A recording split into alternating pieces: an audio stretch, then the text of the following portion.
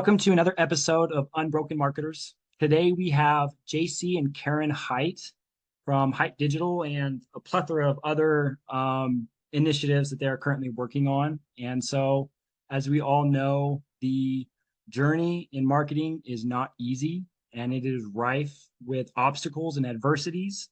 And if we all can be real with ourselves, we know that it's the lows that create the highs. And so we will let JC and Karen take us through their journey from where they were at to where they are today. And so I'll let you guys start based on, I guess, where it all started and what got you into marketing.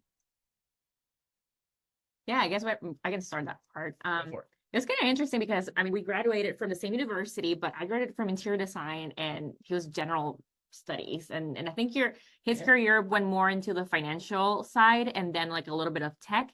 My career, when it surprisingly enough went into like marketing and events specifically before we even had our agency. And so I ended up taking this job after kind of like that, how God works, in your life of like, he placed an opportunity. Then that opportunity led to another one. Like JC was actually asking me, like, have you ever applied for a job? And I was like, wait, have I ever applied for a job? Like I applied to like one job in my whole life.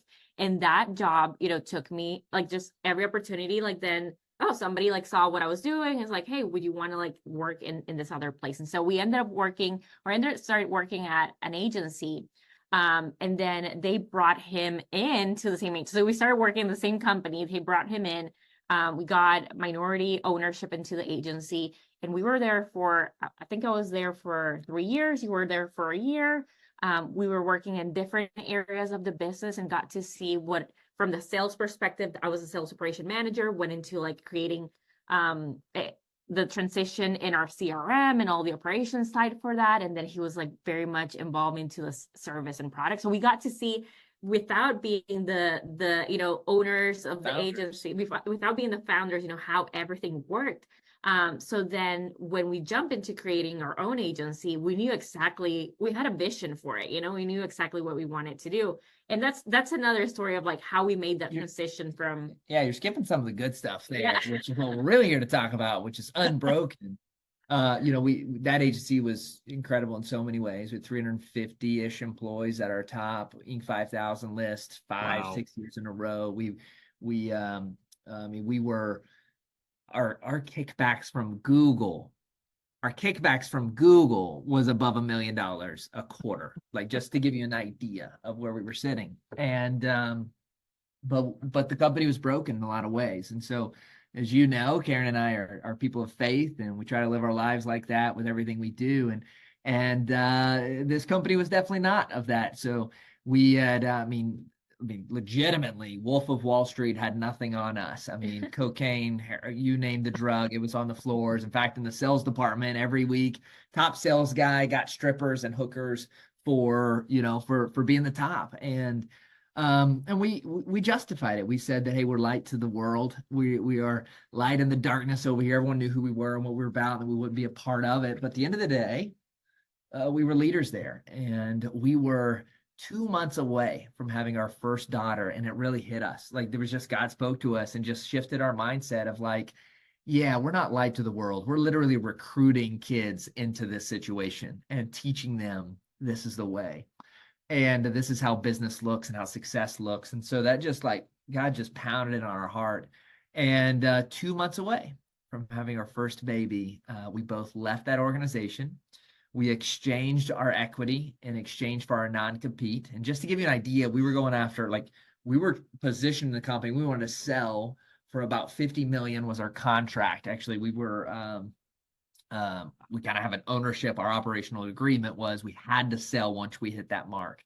And so we traded our equity and we went to work on Hite in our bedroom with the initial goal of like, I just want to pay for my kid's birth. Right. And that wasn't even the hard end. Karen skipped over some of the hard actual parts, which I can back up to if you want me to, but that was the start of Hite Digital anyway. So.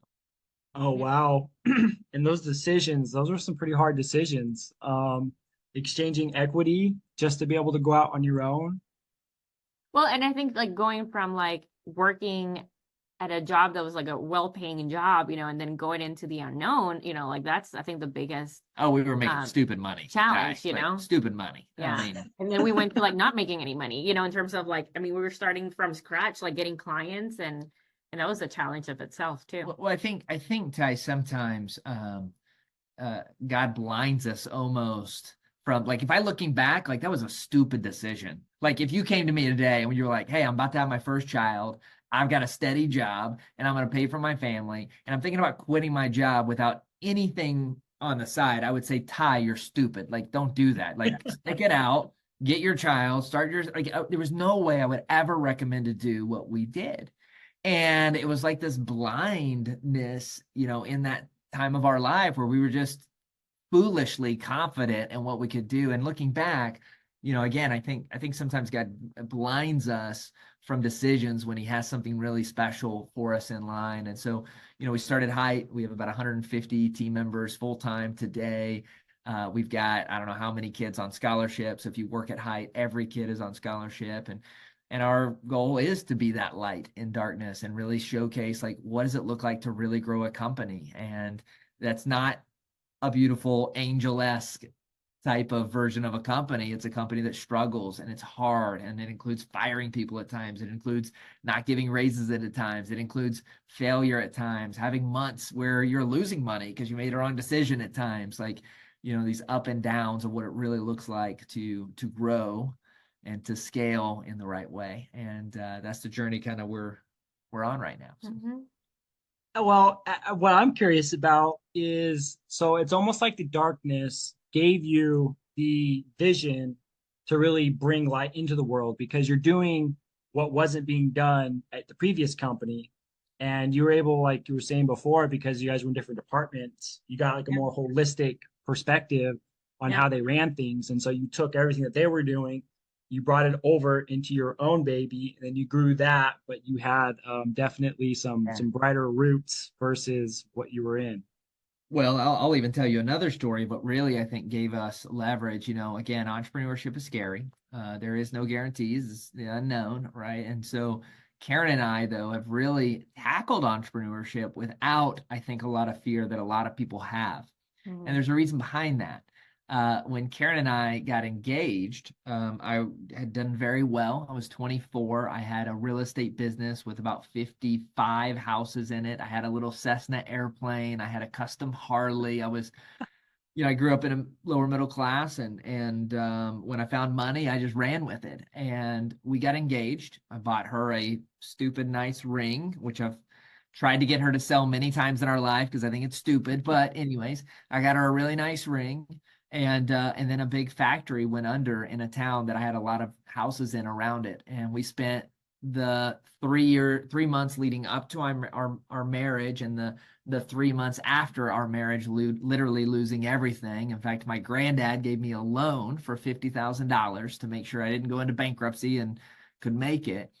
And my wife and I ended up having to move into the maid's quarters, Ty, of her dad's house.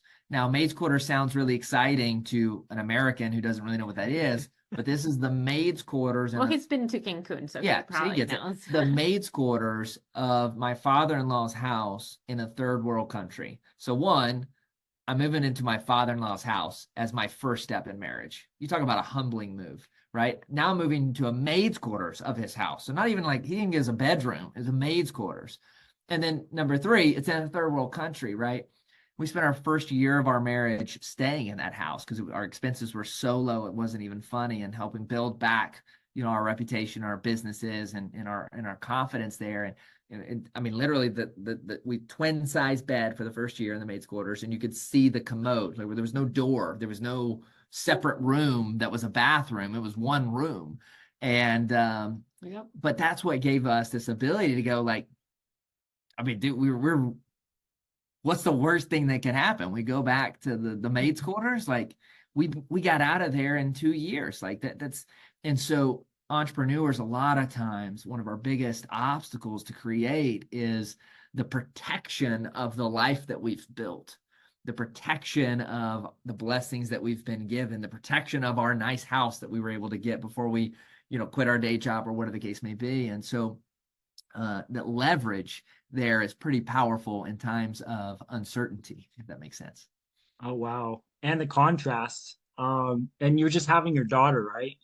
No, that was before we even, that was Yeah, our that was first, like our marriage. Yeah. So yeah. that was That was 6 years before our daughter was when we went through, moved into the maid's quarters, type of season of our life. And then 5 years later, we ended up having Olivia. We were out of that house, before we started having children. So. Yeah. So that's predating. So just to clarify, Yeah, that's you're that good. is that predating when you were working for that other business? Yeah, so we got married when I was 24 and maid's quarters all through 25. And then we started working in the agency space. So we had a tech ed company for like 3 years that I had before we got married that never made hardly any money, just enough for us to eat pupusas, if you know what that is. And then I was probably 28, 29 when we went to work for the agency. And then I was 29, late 29 when we started Hite. Mhm. Oh wow. And so having your daughter, and so Olivia, if I'm correct, Yep. Yeah. how did that push you guys? Was that a like a leverage of immense pressure to perform and execute? Yeah. So Yeah.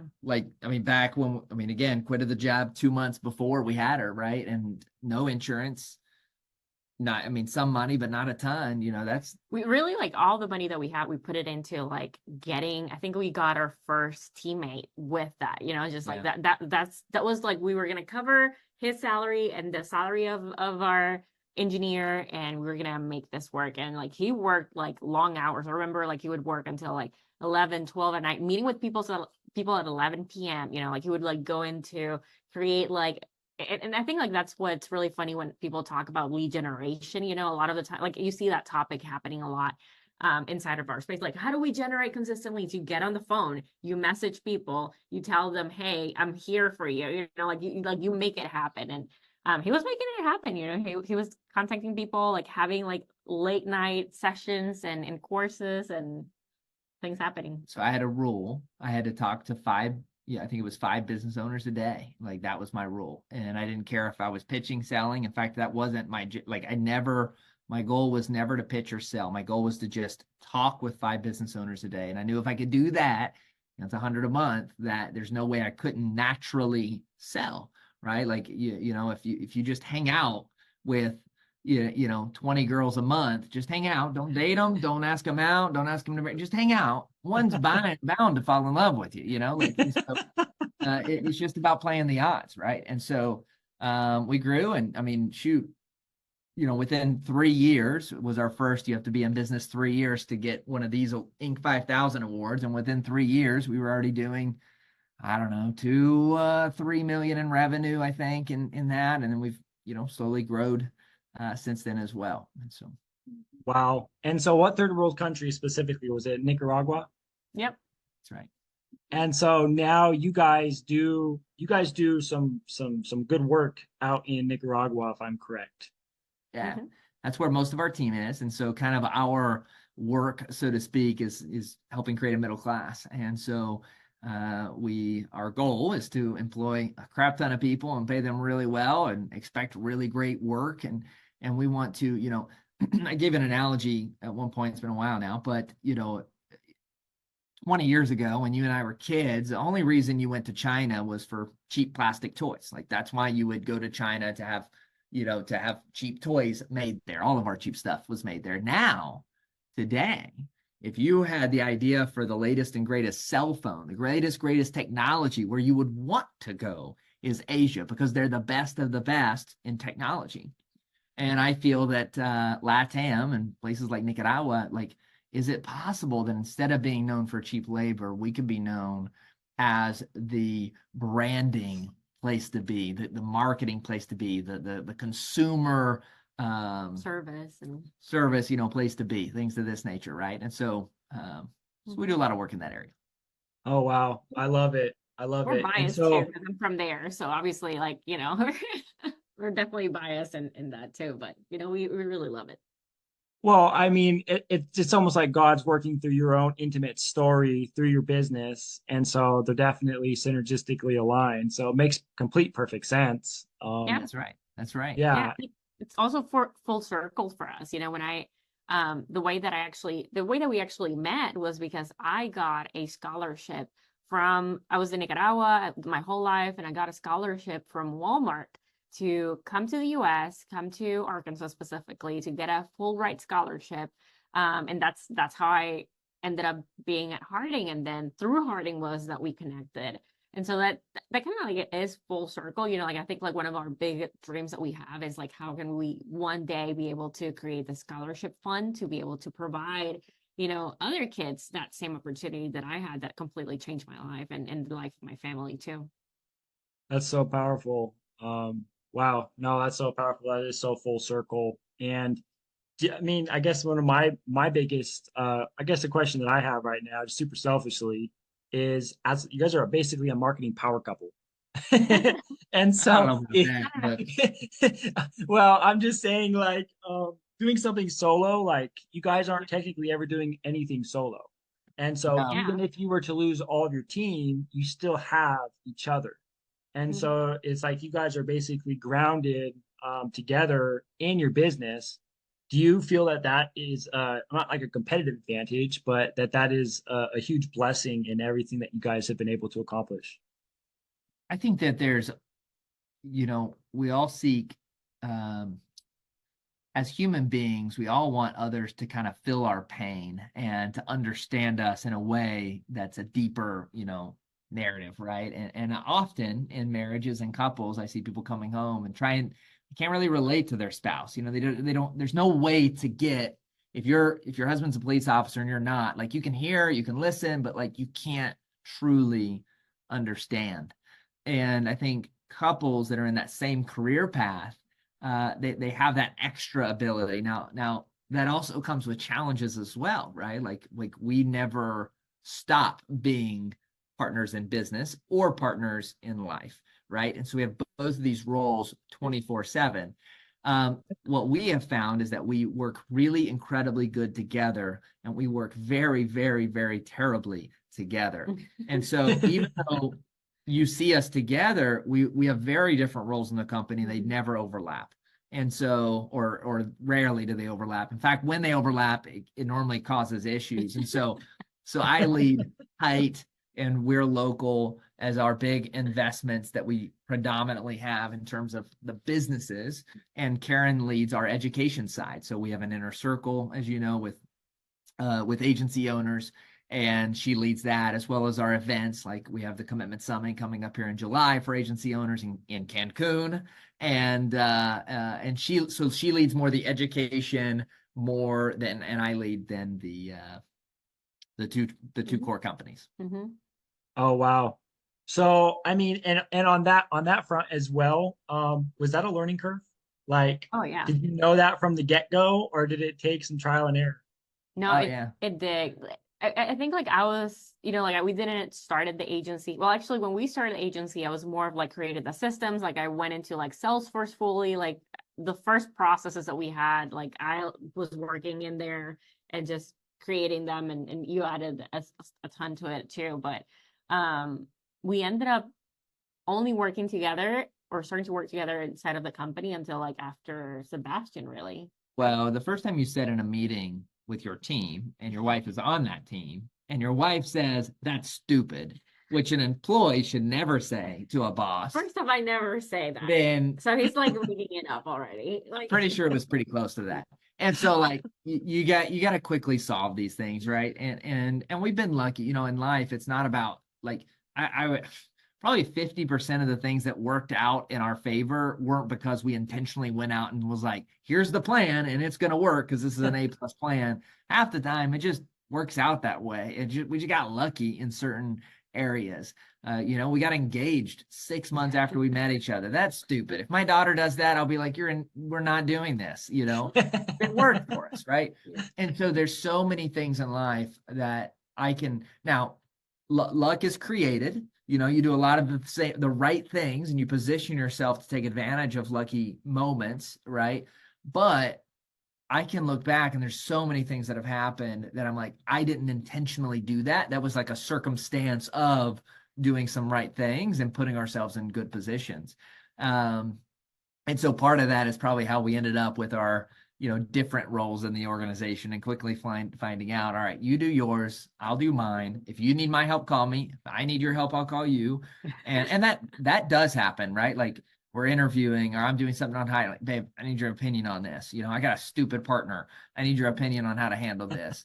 And she'll, hey, I need you to jump on with a committed member and help him with some of the systems and tech. And I am reactively involved as much as she wants, and she's reactively, but from a proactive standpoint, we have our corners. And it's a lot about communication too. You learn how to like work these things. And one thing that we say, like in especially in the last mastermind, like business has attributes of a family, right? Like a business, like especially like partnerships have attributes of a marriage.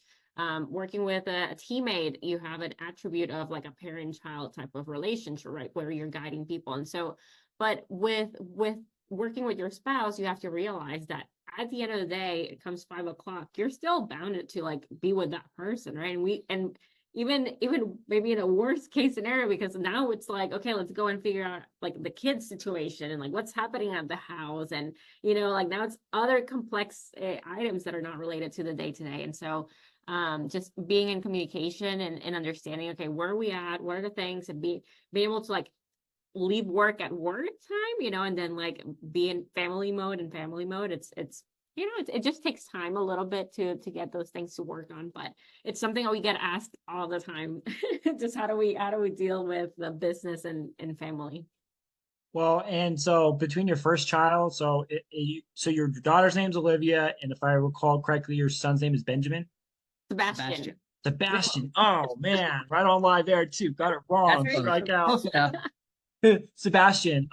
So between Olivia and Sebastian, was running the business completely different? Was it completely different experiences? Did Olivia kind of shape the integration of a newborn child right at pivotal peaks in your guys' trajectory? I don't know if there was definitely different seasons, right? Like, so when we launched Hite, we worked out of our house, and we at one point had 10 employees working out of our house with a newborn, right? So, Wow. Karen breastfeeding upstairs and everyone working downstairs, that type of, environment. When Sebastian was born, we had literally probably the nicest office in the country. And literally my office was the highest office in the entire country. We oversaw everything, and we had a huge nursery in that office that all the little kids could go to, including my son. So he was kind of raised in a different season, right, of success, within the organization. And so but I think we've always been very like family oriented, so that has never changed. Like we've always wanted to include that component. It's part of our core values inside of our business as well. And so I think like in terms of like having that as part of our priorities, it has always been one. We just got to see different ways of including family, in business. Yeah. And so does that reflect in the company culture that you guys have? It sounds like you guys have a really good culture, especially based on the culture that you guys were able to witness and be a part of before. Yeah, culture is a fragile element, right? And I think we have a great culture in so many ways. And we've had seasons where our culture has gotten disrupted in one way or another because of something, but at the end of the day, I probably see culture as almost, I had someone tell me one time that, so many of us are worried about reputation being, what other people think of it. And although this is important, character is what's most important. Reputation can change. You could have one thought of JC and Karen before this call and one thought after our call, right? And based on any time, any feeling, anything you hear, any emotion, right? Reputation changes. You say you've had this with clients. They give you a terrible review. You jump on a call and you win the back, or they're super happy and then they give you a negative. That's reputation. It's too finicky. We got to really base ourselves on character. Who are we and what are we about? And hopefully the reputation throughout history reflects, that character that we have.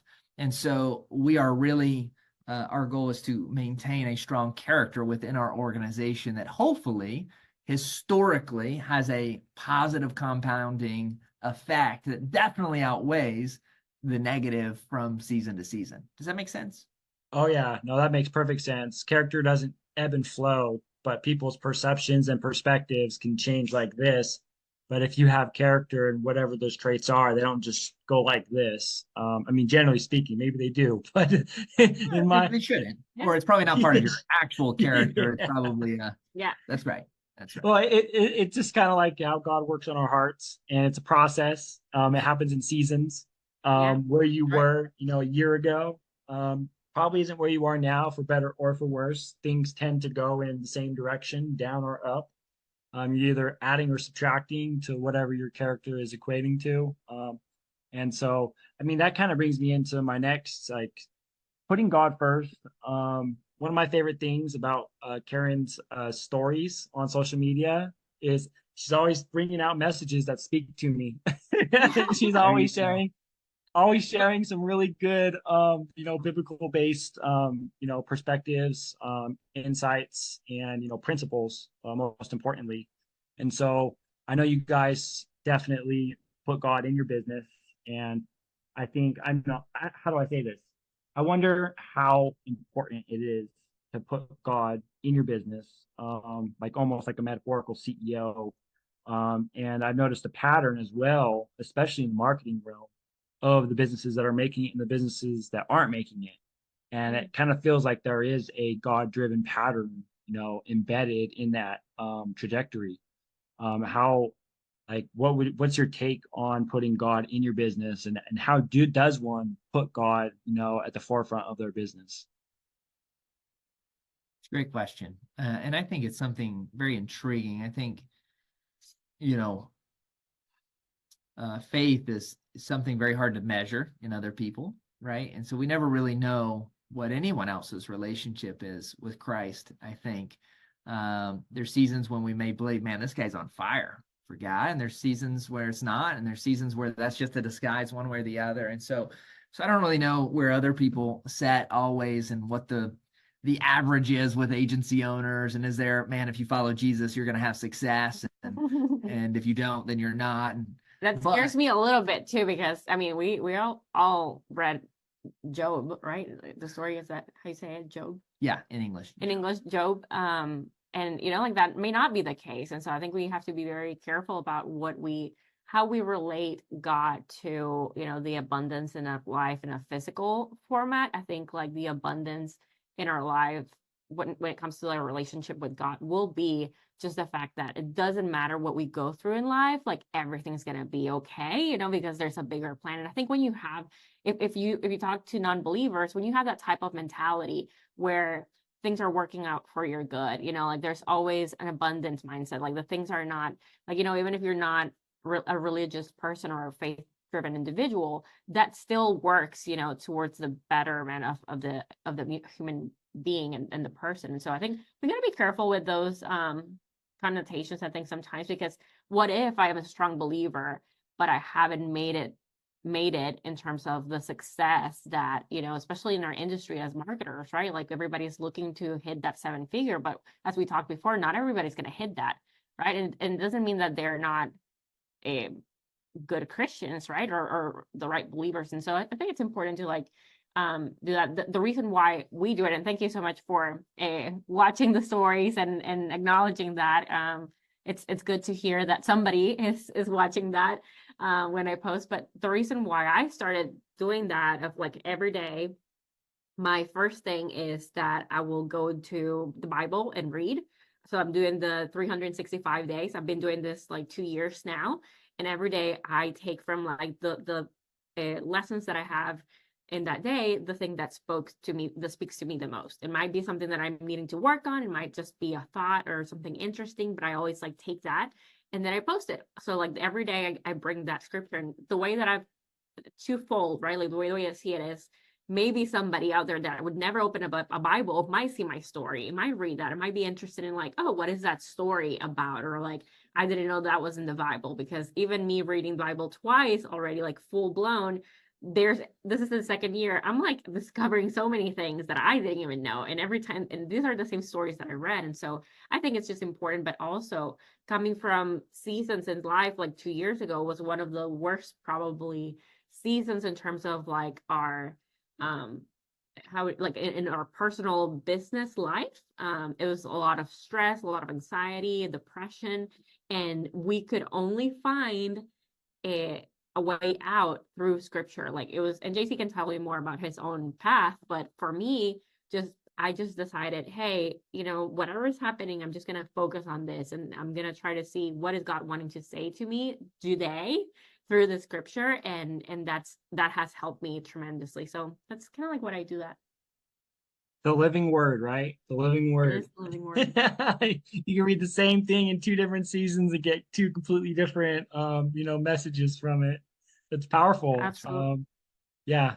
So absolutely. JC, Yeah, I mean, it's again speaking from our personal perception. We've been very blessed in business. We've grown, we've scaled, we've had incredible times. We've had and we've had terrible times, and it's God is a consistency, within that. And as we've grown, we've realized that honestly, what has driven us more is the faith aspect. It's people coming to Christ at our events, which is weird because we throw marketing events and things of this nature, and we believe that that's kind of been our calling. And there's been seasons, and Karen's mentioning a couple of years ago, and we were on this growth scale, just stupid growth. I mean, just stupid growth, and it in some ways didn't crash, but we got brought back. I mean, we got slowed down a lot, and it didn't make sense to me. It didn't make sense. Like, why did this happen? Like, what exactly happened? I couldn't explain it, but we were definitely not having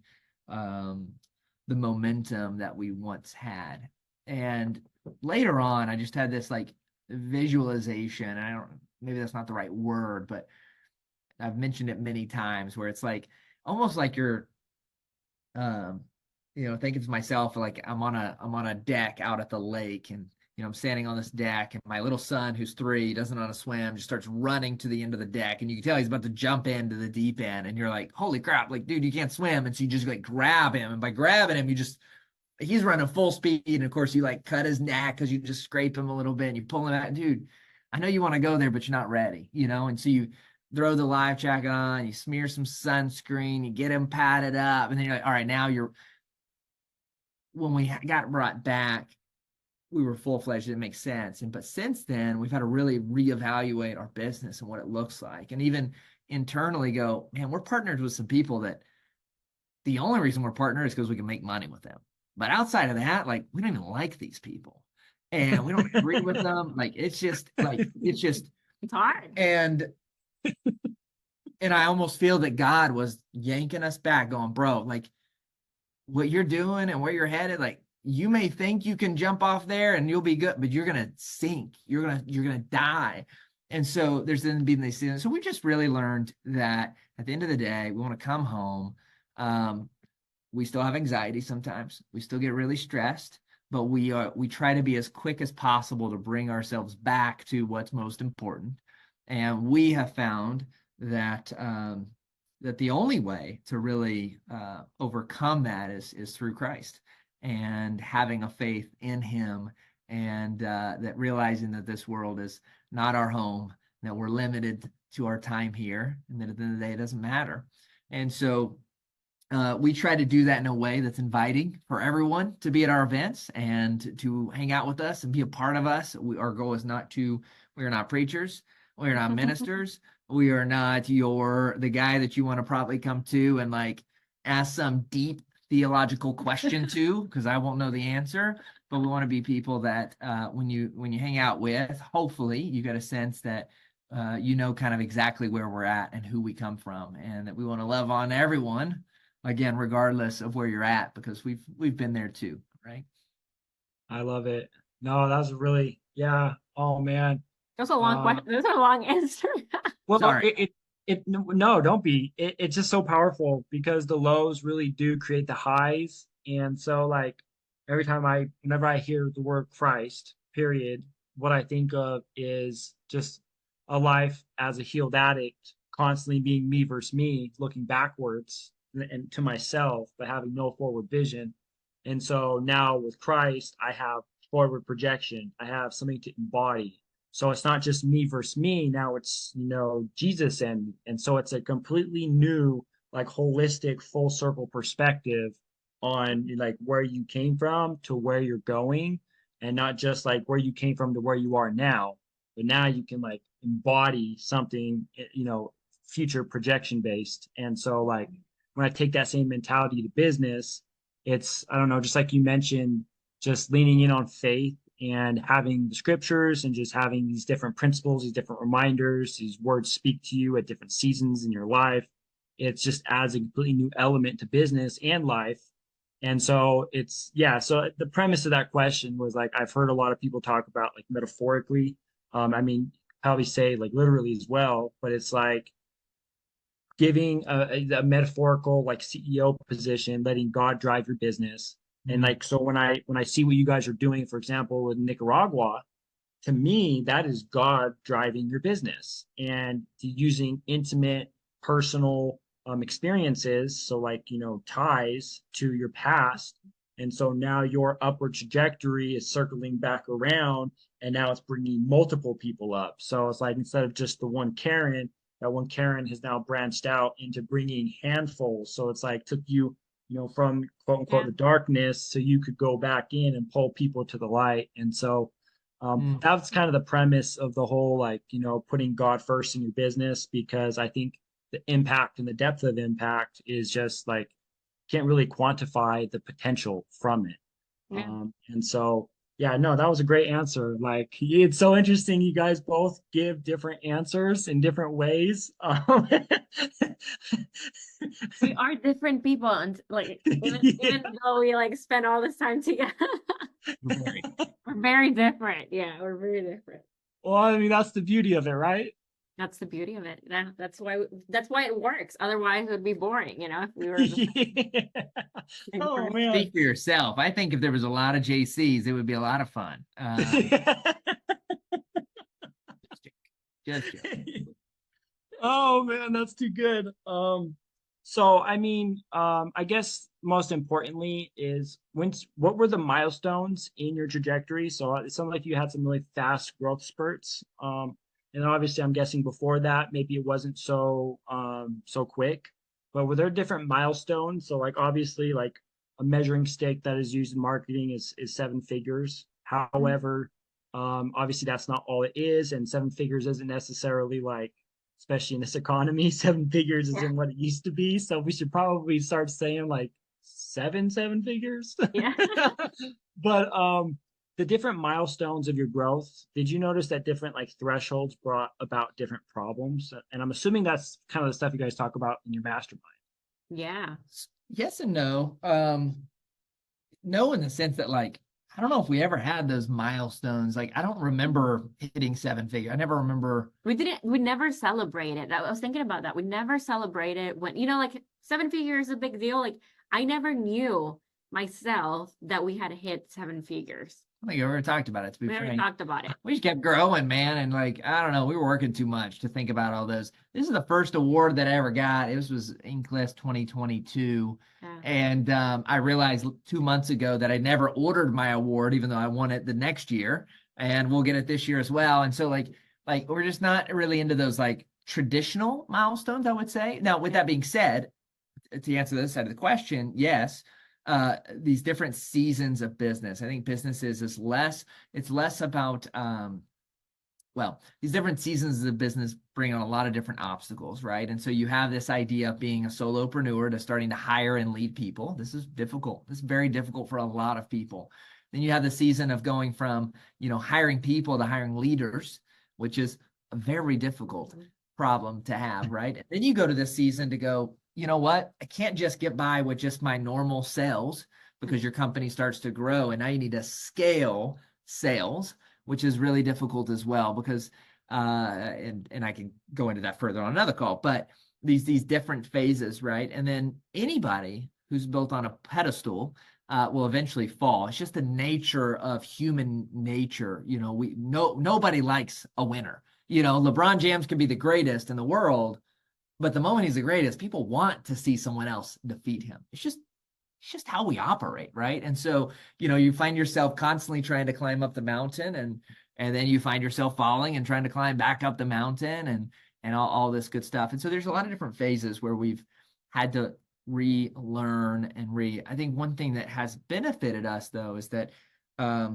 we are very tied in with our leadership group within the Hite organization. We love on them as much as humanly possible, Lord willing, so that they love on us as you know, the same. And we are fairly two hands, we are very consistent in our organization. We pretty much sell today what we have for 5 years, and we have the same products. We have the same, you know, VP of product. We have the same leaders, and that, like, people often talk about innovation and change and adaptability and all this stuff in corporations. But the reality is, if you really want to grow, you want to change less. You want an operating system, right? And so, you know, you see this all over the world, even though we don't see it. So, like, I give the example of the iPhone. How much has this actually changed in the last 10 years? There's a better camera. It's faster. Maybe it's charged a little longer than what it once was. Other than that, it's the same freaking thing. It's a good point. You look at the F-150 or the house or the computer or these things scale because they're very, very consistent in what they do. You get better in everything. You have to get better, but that doesn't mean you have to change, right? So we changed our business model, but our actual product and business has been very consistent for 6 years now. So we did what we did within a white label format, and then we changed that into a franchise format, and then we added a direct element to it. But we do PPC, we do SEO, we do Facebook ads, we build websites, and we've done that very consistently now for 6 years straight. Lord willing, we do it better today than what we did before, but we do the same thing. And so, so balancing innovation and consistency is something that every entrepreneur is constantly looking at. Okay, how do I do this? Wow. And so that is the, you know, so to put it, the $7 million question right there. Is that the secret then, would you say? Oh, there's probably tons of secrets. That's just not what's on my mind right now. So there's I don't even know all the secrets right now. Yeah. So are you guys going to be writing a book or anything, telling your guys' story? Well, we have one small book. We have a book. I'm working on, we have a book specifically for HC owners called Digital HC Hacker. And it's been on all the list and all that, you know, easy manipulative stuff. And then we've got another book that I've been working on that's probably more of my passion. And that book is called Scale with Stability. And it's about this frameworks of how to really grow and grow the right way. And I think growing a business is a very complex organism, and it's not about building sales. It's not about building a team. It's not about building operations. It's about building all of these things simultaneously at scale. And how do you juggle these frameworks? And so this is what I kind of go into in the book. And so, yeah. Okay. Well, I mean, I'm curious because you guys have a really unique, interesting story, especially Karen, with your background. And just, I mean, just the blessings that have brought you to where you're at today. And how you guys met. I mean, it's just really cool. I love the whole story. And so with your mastermind that you guys are doing now, what was the inception point of that? And what is your goal, like, long term with that? When we started Hite, we started growing, again, growing very fast. And we started looking at communities, and like we wanted to go learn and grow and try to create these shortcuts. And and let me pray, I'm friends with probably every coach in our market. You know, I know them all, love them all, respect them all. But the reality is 99% of them have never actually done it. And even though the theory was probably really accurate, and I'm like, okay, yeah, that makes sense. the practicality of actually doing it was normally very different. And so, hearing a coach that's never employed more than 10 people in their life tell me how to hire leaders and scale leaders, again, they had some really good ideas, but it didn't work. And so Committed is not a coaching program. We didn't build it like that. We built it as a self-observing mentorship group where we come together with agency owners that are actually doing it, some way further than others, and we serve each other and help each other out. And really, it's not just about Karen and I. We bring in other leaders. So John Maxwell is a mentor to our inner circle, which is a big deal. I mean, he coaches the King of Dubai, the President of Guatemala, and our group. And a few others, but like that's kind of the framework there that he personally coaches. And so we meet with him in person once a year, and then we do about 8 virtual sessions throughout the year as well. And so it's a lot of interacting time with one of the biggest leaders in our generation. And so we're constantly just trying to push those boundaries. And so we started it because we wanted to find a group that is actually doing it and learning from each other more than anything. And so we started it. There's only 30 seats. We don't do big mastermind. It's 30 seats. I want to make sure that I'm available and around for each person in that group as much as I possibly can. They have full access to our team. There's 4 other owners of our group that have minority shares in that group as well, that are all just as capable as Carolyn and I in terms of serving and helping our community as well, but have other attributes and gifts that they bring to the table. So it's a really powerful group, I think anyway. I'm a little biased. There's a couple of others, like probably my favorite coach out there would be Josh Nelson. Love that guy. I think he's doing some great work. He owns an agency, so he's doing it as well and gets it right. And so, but most coaches haven't. And so, yeah, that's probably what makes us a little different, unique, and how it's. Oh, wow. Well, I mean, you're very humble. I mean, you're just kind of how you structured it and who you brought into it definitely makes it unique. Yeah. No, we're definitely very blessed to be able to, just like pick people's brains. Sometimes you don't know the things that you have to ask. You don't know what you don't know. And just being around people that similar to what you're doing, right? I mean, like just connecting with people and just like learning from them. Like, oh, I would have never thought about asking that question. So like having the opportunity to come together and just talk about what's happening in business, like that sparks conversations. And it's really cool when you get to do it with people that are in the same boat, that have the same sort of like goals, but more importantly, have the same values. I think like that is one thing that you need to find discernment in who you're learning from.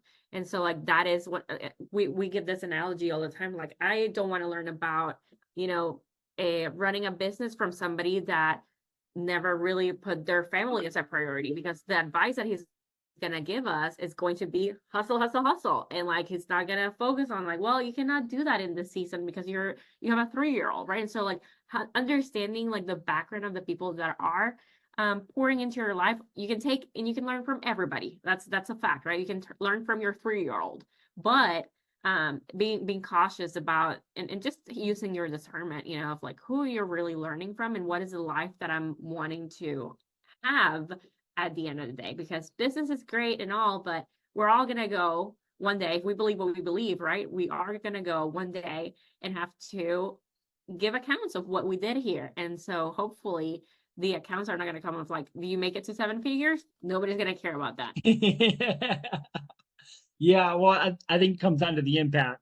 It's like it's a tool at the end of the day. And so if you do even achieve that, it's not even about that. It's the impact you can have beyond. We can do a lot of good making $10 million in revenue, right? But I will tell you, I am not making any different of an impact today, just under 10 million in revenue, than I did when I had $1 million in revenue. I don't think anyways, but maybe I'm wrong. Maybe, but it definitely gives you the feeling that you can make a lot more impact at a lot more revenue. Mm-hmm. This is very interesting. Kind of like look at a guy with a lot of muscles and he's like super strong. You're like, that guy could probably beat me up, even though like we don't know how well he is at fighting. He could be like the worst fighter in the world, but like, they look like they could. Some of these little skinny guys could beat the crap out of me because they know these really, you know what I mean? So perception can be a little different than reality, but Mhm. yeah. Well, question real quick as we get ready to wrap up.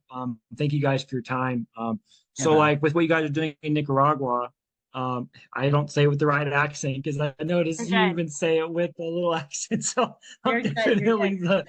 I'm definitely the American trying to pronounce it. So like with everything you're doing there and with what your vision is, how does your revenue impact your ability to bring that vision to like full fruition? Is there a correlation there? Mhm. Or are Well, they completely separate, or does one feed into the other? I definitely think that if we can create more jobs, we can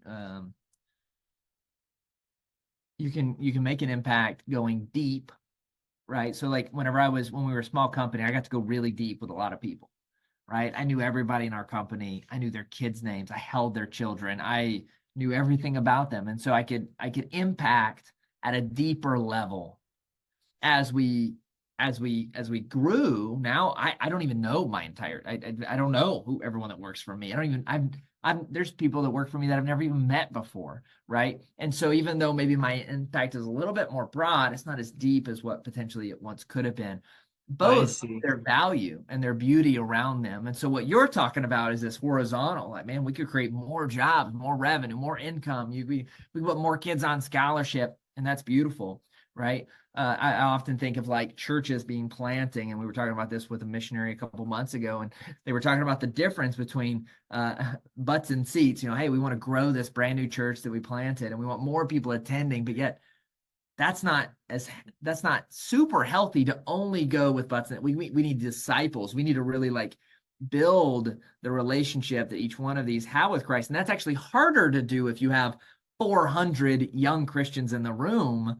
It's much harder to disciple than it is to have 10, 11, 12 that you can go really deep with, right? And so I think both ways we were able to serve. I think we've built a company that's getting more and more surface level with a lot of individuals. I personally probably was better fit in the first stage of our business. That's um powerful. but anyways, it's interesting. That's powerful. That is so powerful. Thank you so much, guys, for Yeah, brother. sharing, especially that. Like, wow, that just hit me. I don't think we all think of that. We talk about the depth versus the, yeah, wow. Yeah, that just hit me over the head right there. I never even considered that. And so, wow. Before we go, do you guys have any like last words in a sense for anyone who is seeking and aspiring to walk in your path in marketing? Well, your title is a great title, Unbroken, right? And I think oftentimes we get in our heads and we give our own self an identity. And once we give ourselves this identity, it's hard to get out of it. And so we see ourselves as, man, I'm not having the success. I'm failing right now. I'm not meeting whatever metric. I'm not. And the reality is that that's part of the journey. You're a winner. You're crushing it. You are saved by his grace. You are doing amazing things. You're just at the spot on the journey that doesn't look like that. So like, Moses in the Bible, he leaves and Pharaoh's like, he didn't let my people go. And so Moses like, I failed. No, you're just at the stop. You gotta keep going in the story. Like you won. In fact, you had to have that part in order to, if you hadn't have had that, you wouldn't have won, right? You wouldn't have had this great story that generations and millennia is learning from, right? And so what we tell ourselves in the journey is so critical and so important. I can be an entrepreneur. I can win. I can do a lot of things through Christ and with people around me. I have a huge amount of following that loves and cares for me. I am not defined by this single client that left or the single client that gave me a bad review or the single whatever the case may be, And so what God speaks of us versus what the devil speaks of us is really crucially important. If we are on this road to becoming unbroken and to healing and to really becoming what God, I think, created us to be in so many ways, we have to first realize who we are and what we are through him. Wow, that's powerful. Anything, Karen? I don't think I can top that. So That was pretty good. very well articulated. No, that was powerful. JC, Karen, thank you guys so much for coming on and sharing your guys' journey, your faith, your lows, your highs, and most of all, it's the inspiration that comes from, I don't, speaking for myself, knowing others are the same, but seeing others rise through the same trials and adversities that, we're all going through in our own different ways. So thank you guys so much for coming on, and thank you guys for, streaming in for another episode of Unbroken Marketers. Love it, brother. Thanks for having us. Thank you, Ty.